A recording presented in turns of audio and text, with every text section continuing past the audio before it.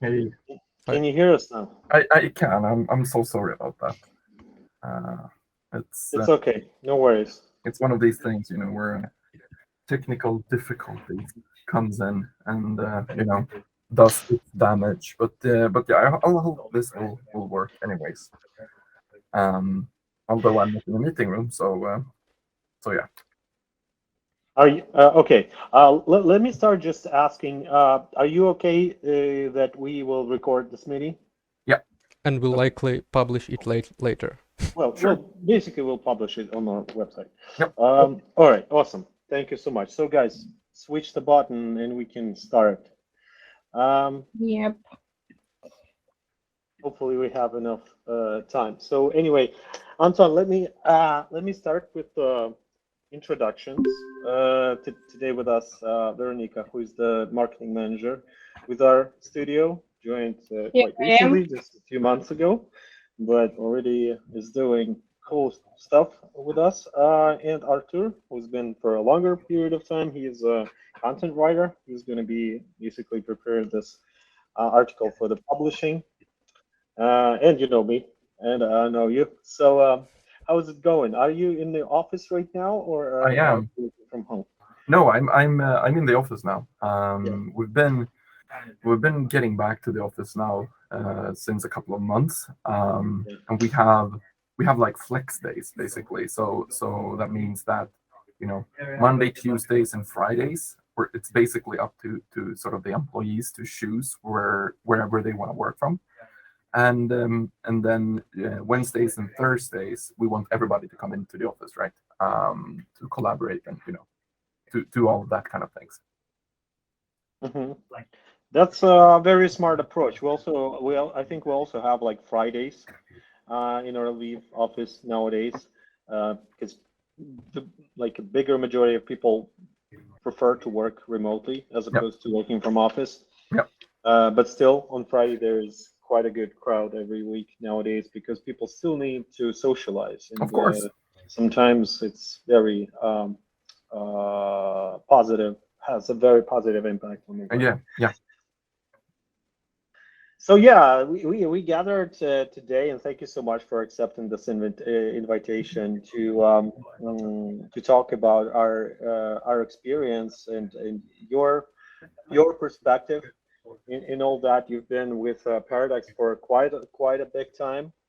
I actually pulled up our very first agreement today to have a look at the date, and in just about a month, on 22nd of July, it's going to be 5 years Oh, really? since we've signed it. Yeah. Yeah. So So that's even longer than I've been here. So yeah, yeah, yeah. So I wanted to start with a little bit of intro sure, before how we started sure. with Paradox. It was a very small assignment. So, I think it was for Titan Stellaris DLC, and we produced only like 5 ships or around that. And that was it. Back then, there was Pernilla Arholt, Yep. who was the main, who was in charge of the outsourcing. So we've done another assignment, bigger assignment in late 2017 with Pernilla, and then I believe she left, and then Adrian joined. And Yeah. at the beginning, only he was the only one, I guess, with the outsourcing team. And I remember in January we were talking about how stuff should be done and so on, and still we were only working on Stellaris. But Mm. then I think you joined somewhere around also January or February 2018. Is that right? No, I actually joined a bit later. So a couple of weeks ago, or actually a week ago, I had my 4-year anniversary. So I joined in June 2018. Hmm.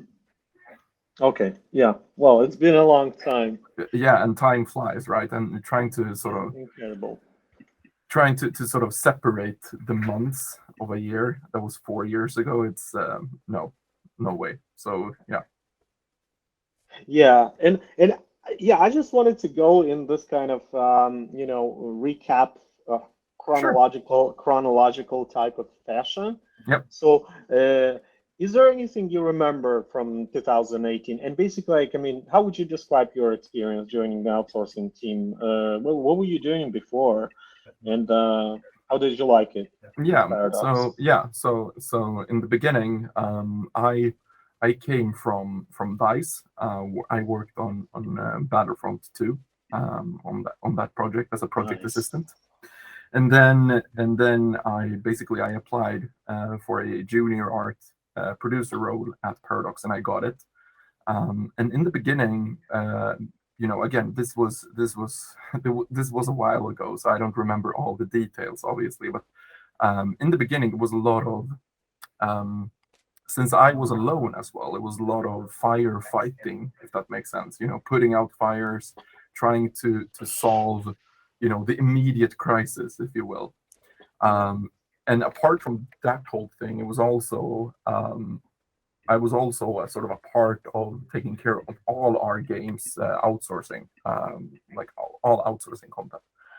So it was everything from Imperator Rome to Stellaris to Hearts of Iron and all of that, and I was alone in that thing. So I think that in the beginning, my experience was that I did a lot of outsourcing administration, I guess, to make sure everything got submitted, to make sure that people were talking to each other, all the usual stuff. But it was on a different scale since I took care of all kinds of projects, right? Yeah. And project-wise, do you remember what we were doing? Like, actually, I wanted to show you we dug out the ancient artifacts. Yeah. From so basically we have the image of the first of one of the first ships that we produced. Can you show us, Veronica? Yeah, sure. We just decided to add a touch of nostalgia to our meeting, so you'll be I mean able. that's a great spice, right? You want to have a bit of nostalgia in everything. We actually had another meeting with everybody who worked on Stellaris, like with all the, with Dmitro and Yana and Sergey. And so this was the first ship. And then later in the fall 2018, I think I convinced you guys that I need to come over and we need to hang out together. Yeah. So if you can jump right to the slide 3, we actually had a great time with you guys, with you and Adrian. And oh, right. Here's the photo from back then. Yeah, and in the old office as well. It was just you two. Yeah. I get it. It would be like, it was difficult to manage all the projects all together.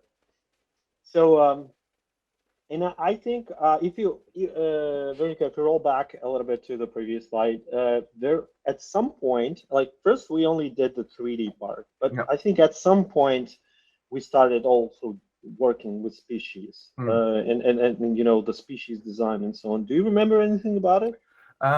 Unfortunately, I don't. In the beginning, it was a lot for me to just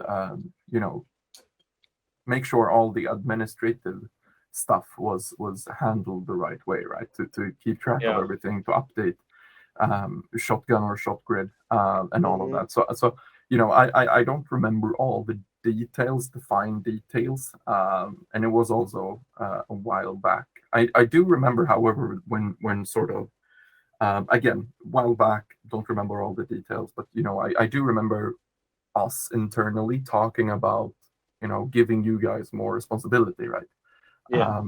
Handing over more things to you, and that was kind of a big thing because we hadn't done it that way before, right? So I remember it in that context, but not in details, because I didn't take care of the deliverables at the same level I did a couple of years later. Got it. Okay, so let's stay in 2018. You said that you had to work with all those with all those projects. And you mentioned, I think, Imperator, which was Imperator was released in 2019, right? Correct. So Yes. it was in development in Yeah. 2018, and also the Hearts of Iron you mentioned. I guess there probably were more. I remember us working on the Europa back then, I think, Yeah. as well, a Yes. little bit Yes. with the icons. There was Dharma missions Yep. DLC. Yep. So how did you manage? How did you maintain sanity with all that? To be honest, I don't think I did. Really, I really don't think that I did. But what's also interesting was that, this was my first sort of producer kind of job in the industry, right? And I didn't really know what to expect. I didn't really know exactly, what I was expecting and all of that. So I just went into it without knowing anything basically, and I sort of learned on the go. And you know, I took everything that I could take to because I wanted to learn and all of that. But it was a lot. It was definitely a lot. And I think that towards the end of 2018, we knew about that, right? Like we started to see that trend of it's that it was getting too much. So you're probably gonna come to this later, Daniel, but in the beginning of 2019, we then extended the team with two new people. So it was not only me doing the art production at PDS and all of that. So yeah. Yeah, and I remember, so in the 19, for us it was so exciting also to work on the new title on Yeah. Imperator. Yeah. It was something that we haven't done before. We only worked with you guys on DLCs, and I Yeah. believe everybody loved that. I'm not sure what happened with the title. Like, do With you think Imperator, do you think there is a future to this game? I'm not sure. I don't think so. No. I think that, and this is by the way, this is my personal opinion and not sort of the company's Yeah, opinion. yeah, of course. But I think that it was kind of a niche game set in a very specific time with a very specific sort of a very specific setting, but in that sense. And I think that we can do so much more with our other titles that we want to focus on them basically. So yeah. Got it. And I remember that I wanted to maintain this good tradition of meeting you guys, and we've had a broader meeting in 2019, Yeah. in late 2019, where I Yes. brought our lead artists, and here we also have a photo of this meeting Yes. as There well, we go. and you can see that there were much more. You can see that Edwin slimmed quite a lot, He did. probably Yes. because of the stressful work. Maybe. So maybe. And you got Melinda, you got Philip, and I think like right now it's even more. There I think there are more people than ever. Yeah. There ever was. Yeah. And and and do you remember this session? I think I Yes. think we talked. We've had a whole day having meetings with your lead artists, doing this kind of like postmortems, Yeah. recaps, remembering everything that was good or bad, and so on, and how can we improve stuff. Yeah. Yeah, I mean, I remember this a lot more clearer than I remember the first one, right? Yeah.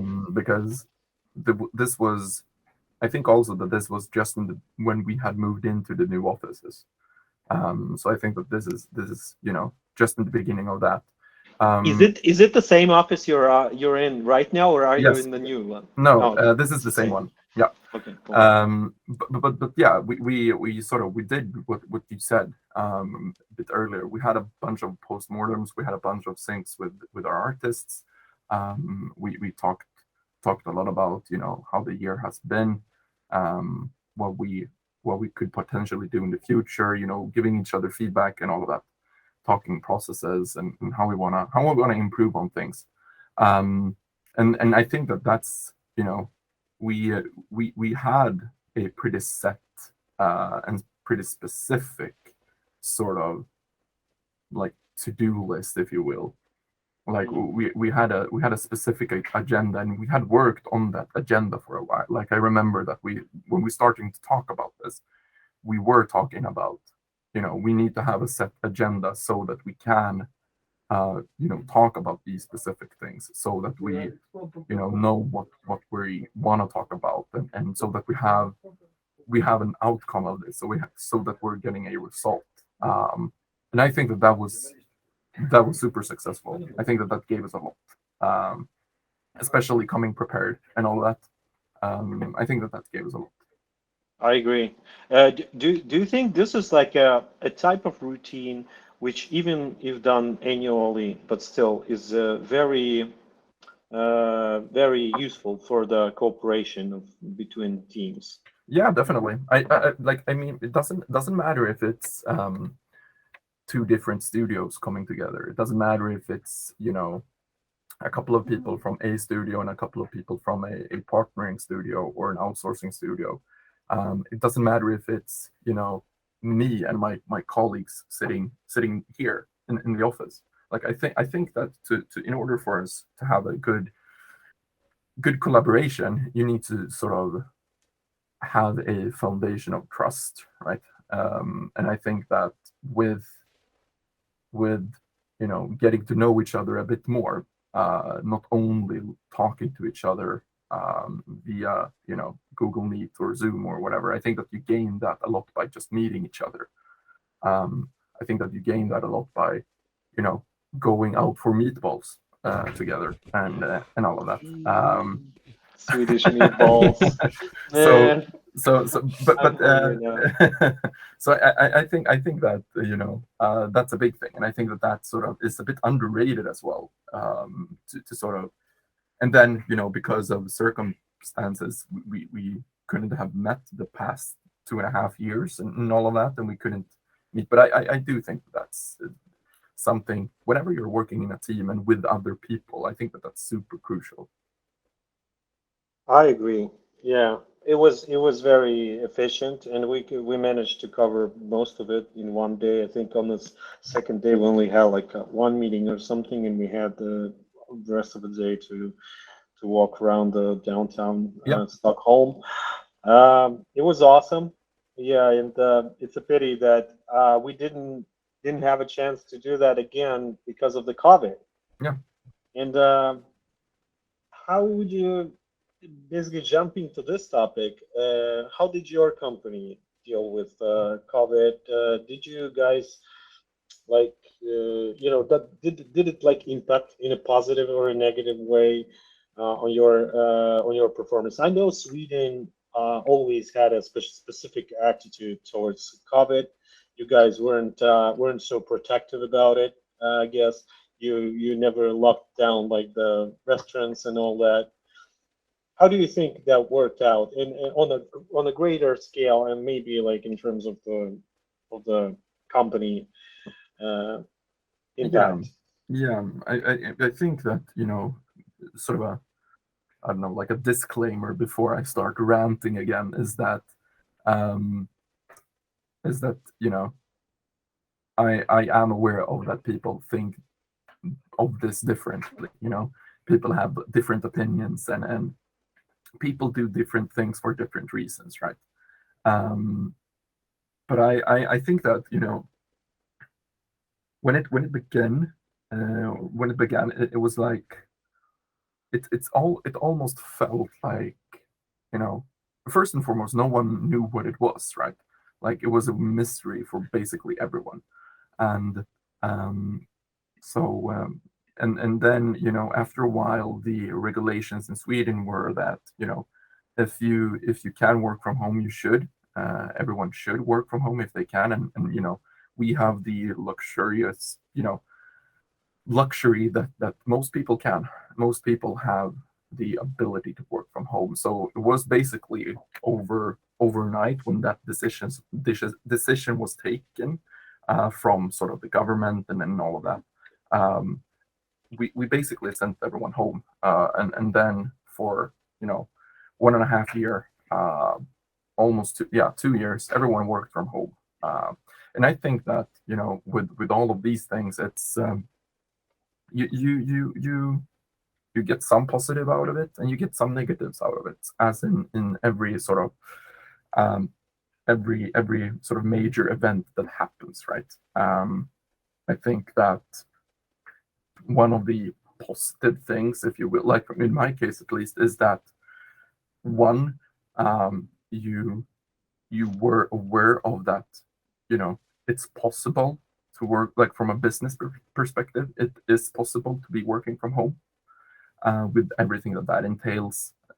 Everything from I am able to pick up my kid from preschool, or I am able to sort of leave him, drop him off later, and all of that. I don't have to commute and everything like that. But then again, also you kind of lose the social aspect, as we talked about. You're losing that social aspect. You're losing the sort of the rants about the latest episode of Obi-Wan when you're standing by the coffee machine and you're talking Star Wars, or you're talking whatever. You're losing that, and that is something that I didn't thought that I was gonna miss, but I did after a while. But then on a greater scale, like if you wanna sort of talk about different strategies between different countries and everything, I think that one of the reasons that we could do what we did, and not have lockdowns or anything like that, is because no matter which party is sort of governing at the time, the Swedish population had a very big trust in the government and all sort of government tied sort of operations or whatever. So if everyone, if the government, if the regulation says that you should be working from home, you shouldn't use public transport, you should limit your groups to 4 people. I think that we have a very high trust in that, and that we want to listen to it, because we are aware of that, people who takes these decisions, they know more than we do in this specific field. They have, their diplomas, and they have their doctor's certificates, and they are experts in this field. So I think that that's sort of the approach that's Sweden in general took, was successful in a way because of that. I don't know if that answer makes sense at all. I just felt like I was rumbling it. No, of course it does. I would say from our perspective, it was also, so to say, difficult at first when we had to realign everything. And I would say that meeting time has definitely grown up, because like when you could just walk over in the office and manage a lot of things. Now you have to set up a meeting. You have to check if everybody is available and so on. If they're not in the other meetings, and so that creates this little overhead that that the rest of the job doesn't go away because of it. Well, I think like in the long term, we kind of learned how to cope with it and how to deal with the meeting time, and trying to reduce the meeting time only to keep like the essential and most necessary meetings. But overall, I think it definitely had some pros and cons for us. Right now we have a very distributed team, and everybody they can choose a place where to live, and you don't have to live in an expensive city, for instance. You can move to somewhere where it's like much cheaper and keep working, which gives you like this kind of like benefit.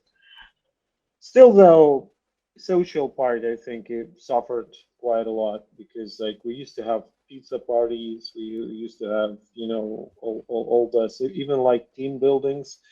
We've had the last team building in 2021, last summer, I think. And it was not everybody. Like some people managed to come over from other cities, but basically it was like whoever left in Lviv or managed to come over, they were there, but not everybody, as it used to be back when everybody were more grounded to the place. Yeah, and it's very interesting what you're saying as well, because in the beginning and towards in the beginning when everything when you're we're since this was so new for everyone, there wasn't any sort of standard routines on how to do things, right? So in the beginning, we realized that we were trying to sort of trade the physical social interactions with forced digital social interactions, right? So you know, instead of having that natural, going in the morning, getting coffee by the coffee machine and talking Star Wars, we were sort of booking that as a physical, like as a meeting in your calendar. But it didn't feel like neutral. It didn't feel organic the way we want those kind of conversations to go, right? So that was also something that we sort of also thought about, that like we can't sort of pretend that we can do the same things when we're working from home and when we're working from the office. So that was another sort of negative impact, I'd say, that you lost all of these sort of social, organic conversations that you had. But then again, it prepared us, and it made sure that we have this opportunity now, right? Like it made us aware of that, we can do this thing if needed. If I have an errand in the middle of the day, I can be working from home because I know that it works. I know from a business perspective we can deliver, right? And I think that's important as well. Yeah, that is for sure. So luckily, this whole thing hopefully is past us.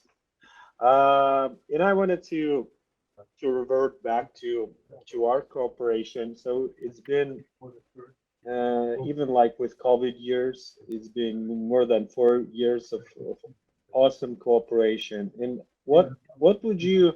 I would have like a set of questions Yep. about our cooperation in general from your perspective. Sure.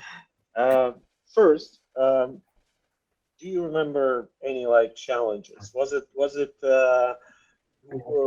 there any like this grinding gears at the beginning and the teams getting in line and understanding what you guys want and how did we overcome those and how basically your team has grown quite a lot in the did you see the improvement overall in process and did you see actually I think the whole paradox has grown quite a lot as well and as a person who's been there for almost 5 years for 4 years you should remember what it was back then and have this vision and understanding how it evolved Yep. over these years. Yep. What Yeah, would I you mean, say about it? yeah. I mean, like, I have a very, I don't have many examples. I want to just give that as a disclaimer, but I do have a couple of things that, is on the subject, right? I think one of the things in the beginning was that, this kind of thing where we were working with each other, especially, yeah, it was kind of new to a lot of people, right? There were a lot of new people, or rather, people in new positions. So there was a lot of people who've gotten into, um, lead artist roles at, in Paradox and everything, who maybe didn't have that experience before. So I think in the beginning it was a lot of like I think that I remember like the first species pack that I was a part of. I can't remember which one it was. It could be Necroids or it could be, yeah, I can't remember now. But one of the first work that we did together, we basically just it was a I don't want to say guesswork, but we from our end we sort of did the things that we thought was the correct. We had a set uh, a set process that we just because it was a process that we had set, we thought that that was the one we should follow, and so there was a lot of growing pains thing. Uh, and I think that that's mainly was on us, right? I think that was mainly on internally here. But what I also think we did to sort of come over that bump was to when we had our first sort of a call like this, where we just instead of sending emails back and forth, talking about listing problems, listing like this model is wrong in this way, this whatever need a bit of tweaking or whatever. I think that when we introduced our sort of Friday weekly syncs, a lot of those things gone away because we then had a recurring meeting every week that we know that we could prepare for. We know that we had 30 minutes that we could just, all right, let's talk about these things. Let's improve on this. Let's do this instead. Let's do that instead. And that's one of those things where I think that communication was key. We just talked about the problem, and I think that in and I think that we've been good at that to sort of let your when you're getting into a meeting, you're leaving your ego out the door, right? So it doesn't matter if you're a lead 3D artist, if you're a senior person, or if you're a junior person, you're leaving your ego there out the door, and then you give each other feedback. And I think that both of us was very good at that, to sort of drop our seniority, drop our experience level, and just talk to each other. That was the first thing. The second thing that I think that we that sort of opened new eyes to me was I can't again, I'm sorry about missing all the details, but for one of the later expansions pack, it could be Nemesis, but when we did that, we also gave you sort of the opportunity to implement the work that you've made to the actual game, because you had brought it up. You've talked about this. You have sort of I think it was Sergi who had an idea about that, and he was like, what if we do that on our end instead of us sending you the finished model to you and you do that? And that was brought up and we talked about it, and and we also when we started to talk about it, we also realized that all right, this is a problem that we can solve very easily, because we don't have to get all the models back and implement them. We can just give that responsibility to you guys. And that's another very clear thing, a very clear example on how sort of the collaboration and sort of the partnership has been developing in a positive way. May I ask a question also? Of course. Was this experience like cooperating between our teams and developing a special approach between was this useful for Paradox when cooperating with other art outsourcing vendors? Can you repeat that, Arthur? I'm not sure I quite got it. Okay. I think what Arthur was trying to say is that these basically these things, these issues that we kind of solved in talking, they brought up like some new frameworks. And, Yep. and his question is that, have you guys ever did you benefit from applying these types of frameworks with your other partners? Oh yeah, definitely. Well, Definitely. I mean, I think that's coming back to a bit what I was talking about before, that it doesn't matter if you are a studio working with an outsourcing partner. It doesn't matter if you're if I'm a manager and I'm talking to my artists, or it doesn't matter. As soon as you're working together with people, you want to use the best processes as possible, right? So if I am talking with, if we solve a problem, or if you identify a problem that could be solved very easily, as in this example, it's obvious that I'm gonna use it in my next process because it helps us a lot, right? And the same goes, internally. If one of my, concept artists see that, well, we can improve how we're making concepts in these ways, of course I'm gonna sort of take that and sort of ask my other concept artists to do the same thing. But I also think that sort of it's also sort of related to what I was talking about before, that in order for you to be able to come to that stage, in order for you to sort of feel comfortable with suggestion that, and especially in this case, in order for sort of Sergi to get to a stage where he felt comfortable bringing that up, it's super important that you have trust in each other, and it's super important that you have an established relationship, and that that, or yeah, in this case again, that Sergi knew that when he was suggesting this, we're not going to curse him out, we're not going to yell at him, we're not going to be angry or upset about them. It's all about, establishing a relationship and establishing a trust between each other. It doesn't matter in which context, because then you can talk about anything. Then you can talk about improvements, or you can talk about feedback or whatever. So yeah. Exactly. I have another contribution to this story. So we actually, when we gathered with our team to remember all those peculiar cases with some historical time frames and so on and so forth. Veronica, can you show the example from Imperator that we have? I'm not sure if you remember this one, but there were a number of cases actually. It was I remember a story about some sort of like a soldier garment that we were told by your team, hey guys, they didn't wear these things in this period of time. They were wearing it like later on, and we didn't know that. Or like when the artist painted the Kremlin red, but it used to be white before communist era, and so on. And this particular example was like we made a destroyed Parthenon, and you guys said, hey, it wasn't destroyed back then, and so on.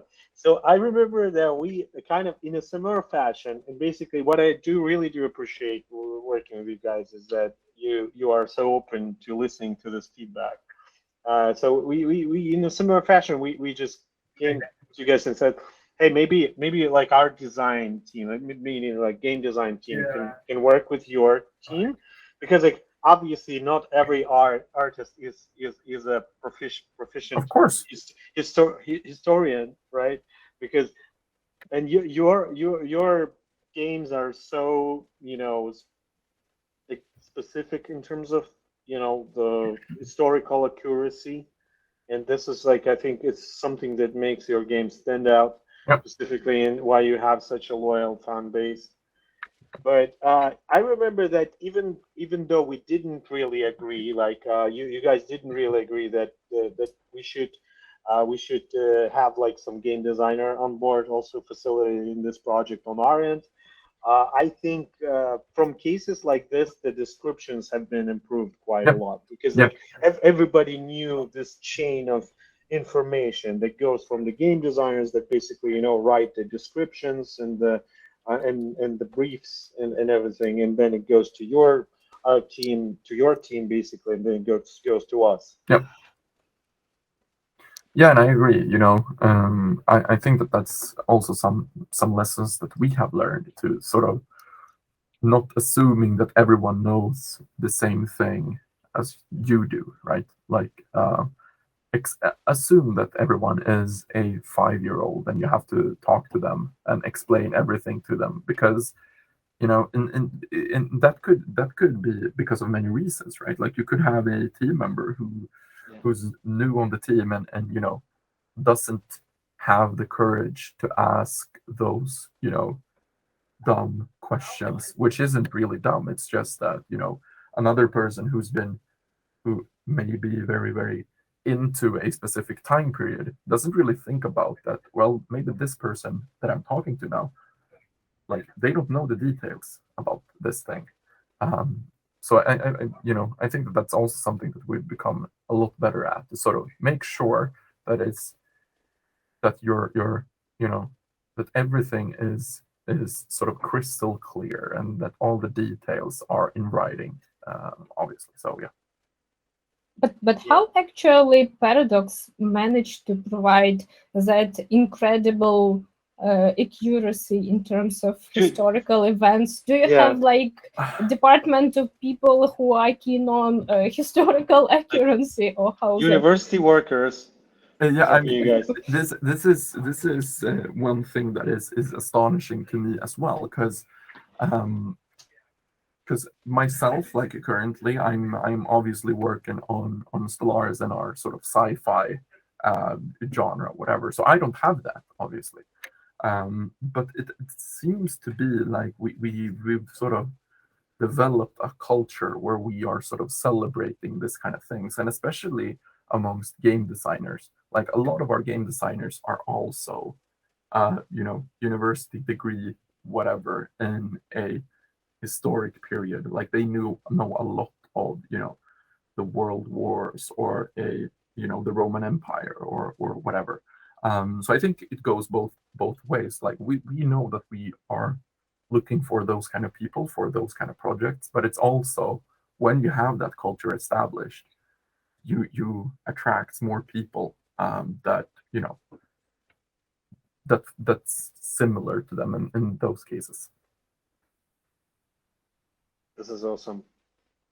Yeah, I know. Yeah, with Stellaris, it's easier. It's easier, but still at the same time, it's a very rich and complex world with all the new species and everything. Yeah. So when does the Stellaris 2 come out? Trick question. I'm just kidding. You don't have to answer that one.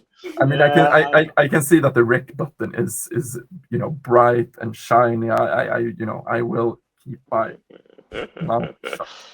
It's okay. We'll still be waiting eagerly for it. All right. And speaking about Stellaris, we actually have one very special artifact. Like there this you go. one. There you go. We adore this art book. Maybe you can send us the new one. Oh, you also have one. Yes. Awesome. Yes. This was so like, I mean, I noticed the book and I was browsing through it and the guys were like, you wanna keep it? I'm like, sure I am. Yeah. Well, for the studio obviously, and it's in our office still. But Yeah. I was like, but guys, I will ask you to sign it. and you did. And you're like, right, for next team, unfortunately there's no photo of this message, but it's in there in this art book. Yeah, I think that. Yeah. Do you release art books every now and then? We do. I know that we have a. He's not sitting there right now, but we are our art director is a very sort of. He likes this kind of stuff a lot. So we obviously have this one. We have the Imperator art book as well. I'm not so sure about if there is a CK3 and if there will be a Victoria 3 art book. I mean, hopefully, and because I would want those in my bookshelf, but yeah. Great. I also think it's a great way for sort of the public and for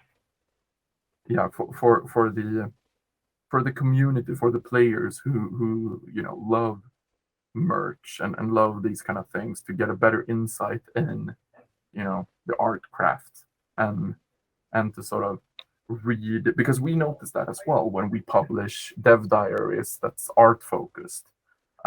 We notice that a lot of our players will they're curious on how we come up with things. They want to know how we design stuff. They want to know our processes when it comes to concepting aliens or spaceships or whatever. So I think that these kind of things are very, very valuable to the community as well. Yeah, yeah, because visuals are something that brings this kind of like feeling of a whole big world. Yeah. Even like those event images and everything. You can just look at these images without like getting into the context that game gives you.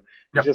just look at it and figure like there are actually we have a couple of them, but I think they're hidden. You can show them, I guess. I really like the one where there are the aliens are arguing, or where we're in like in the room, or Yeah. there's the one like I think all right, let me just show this then real quick. There. So this one, I think this one like it reminds me of the Star Wars in a way. Yeah. Remember the old Republic Yes. and all that Senate Yes. and so on. It's kind of, and every picture it has like its own like thing. Like Yeah. here guys are running away from some. It's sort of like a sabotage or something. Yeah. Because it brings additional like richness to the game. Yeah, definitely. And I also think it's like while on the topic with event images and all of that, what I think is so so sort of impressive or important, if you will, with event images is like you could argue that an animated event image or a short video clip could tell a bigger story, a better story than this. But I also think that with just showing you know a an illustration where everything is it's an illustration basically. So every player has to interpret what that image means to them, what that illustrations means to them, and every sort of player has to sort of make up their own animations and make up their own voice lines and everything that. So there's a sort of big storytelling moment with the event images as well that isn't just about the illustrations. That's for sure. That's for sure. It expands the design space and Yeah. the imagination for the players. And speaking about art and artists, I have one provocative question. Since our team of artists have been contributing to your projects since like 2017, in terms of artistic contribution, in what ways, if any, do you think NIX Game Studio helped to improve Paradox games? I mean, it's to be honest, like that. The answer to that question is very, very easy.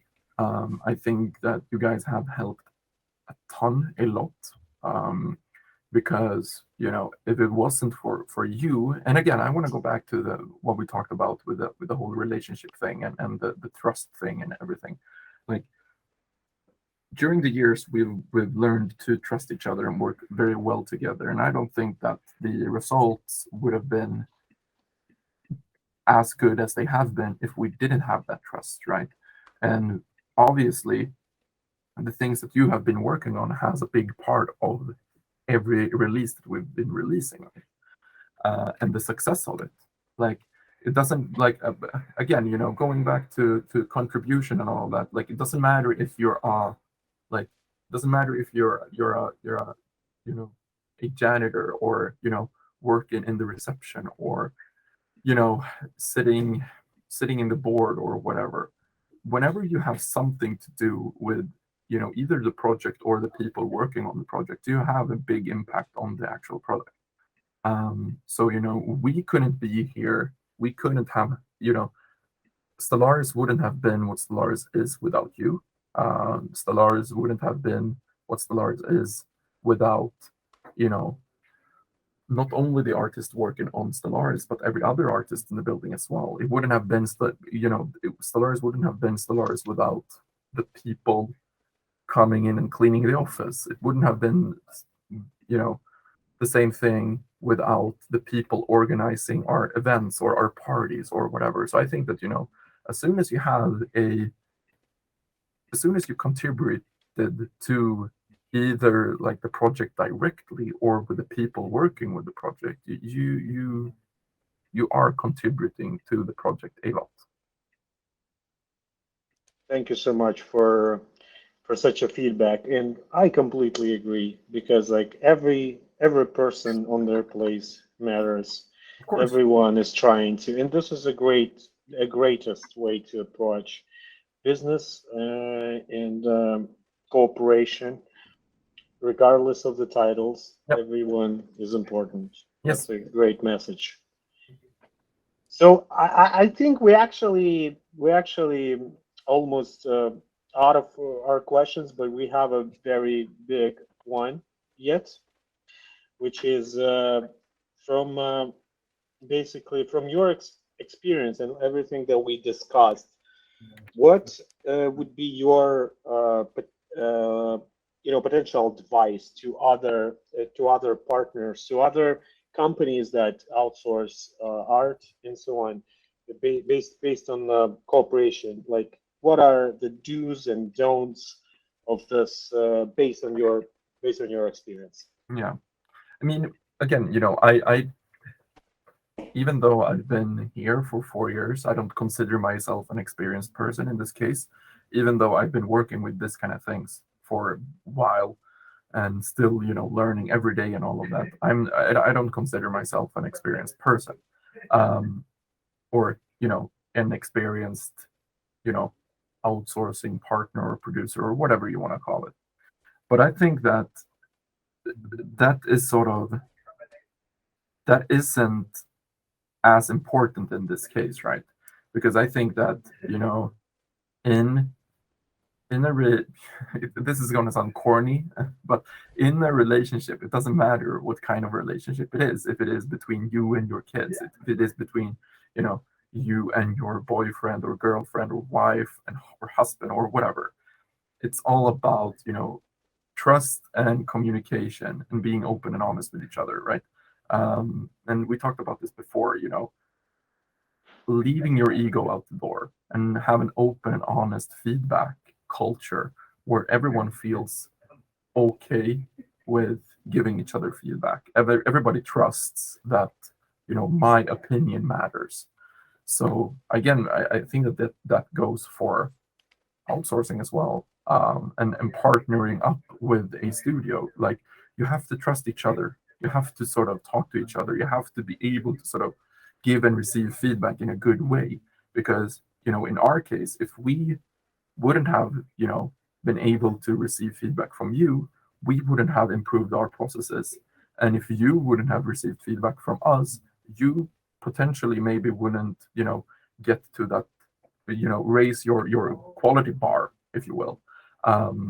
So I think, when it comes to sort of technical things of art production, I'm not the right person to sort of answer those kind of questions.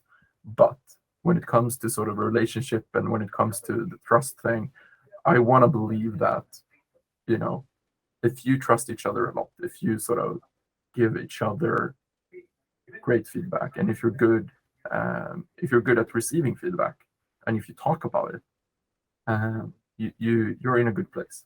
And also, we are aware of that everybody is sort of like trying to come to the same end goal. We know that, you want to get this sort of, you want to get the best out of this product as we do. And so I think that, once you sort of realize that everybody is aiming towards the same goal, and you can sort of form your communication, your trust, and relationship around that, having the product as the main thing, I think that you're in a very good place to succeed. Awesome. Thanks a lot for this answer. Maybe guys, did I miss anything that we planned, or I guess I'm just going through the notes, and I think we covered everything that we wanted. Maybe just very last question. Like, what's your most favorite part about about your work at Paradox, and maybe what's your favorite game? That's a That's tough All of All one. of them. them. You know, Tough question. Veronica, you were saving the hardest questions for last. Wow. No, but I mean, like I think that if I start with sort of the game question, because I think that that sort of is it's an easier answer to me at least.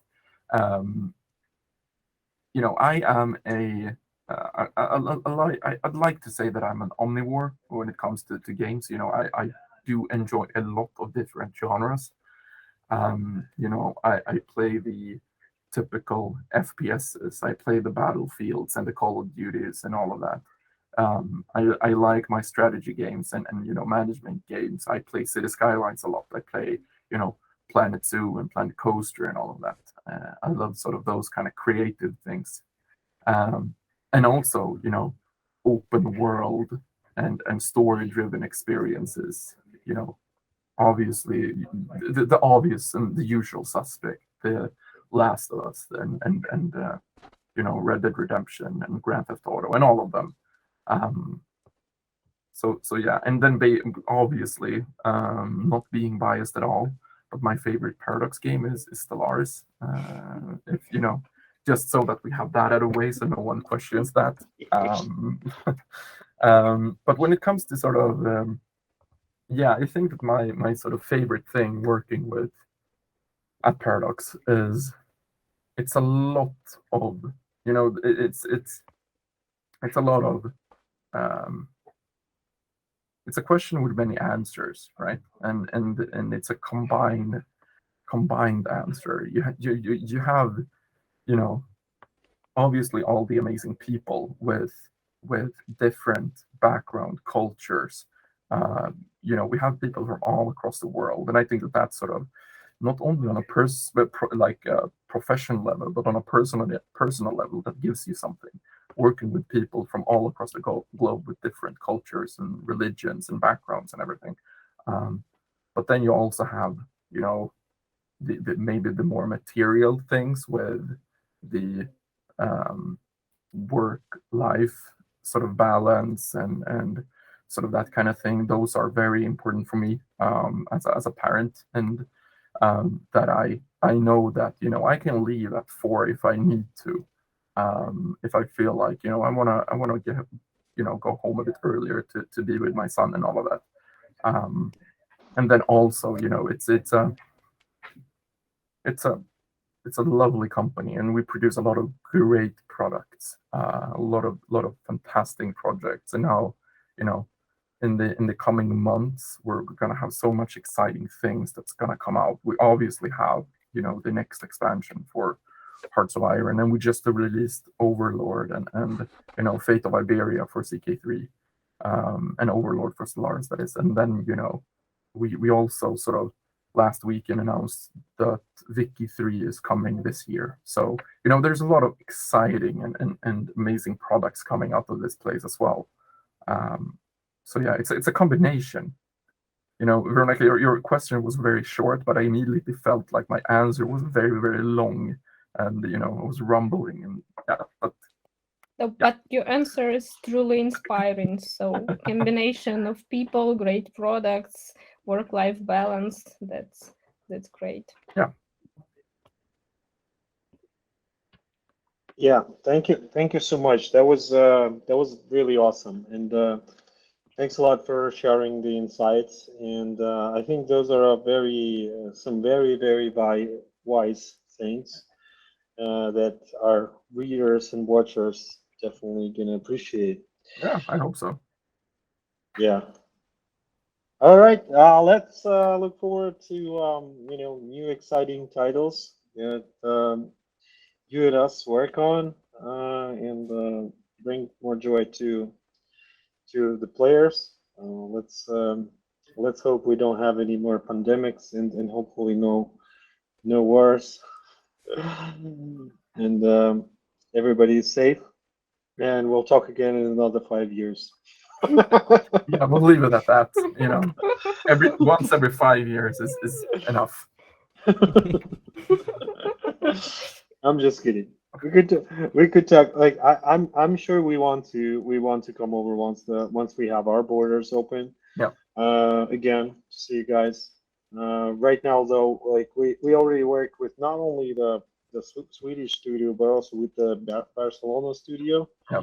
And I think the Anastasia, who's the manager on the projects, the Europa, I think, is being managed there. So she's also in Barcelona right now. So she met with your colleagues Yeah.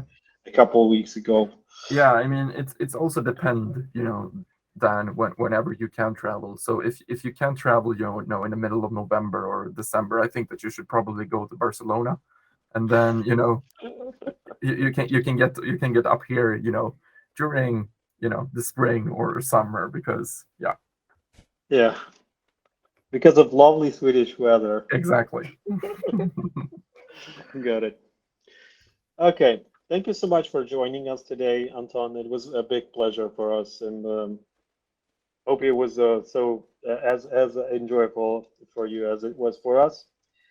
We'll stay in touch and wish all the greatest for the upcoming Paradox titles, and hope everybody is safe. Yeah, thank you, and that was a great conversation. Thank you for inviting me, and thank you for having me. Thank you Thanks a for lot. the you. answers. It was a pleasure. All right, So- take care, everyone. Stay safe. Okay. Okay. Take Bye. care. Okay, Bye-bye. bye. Bye bye.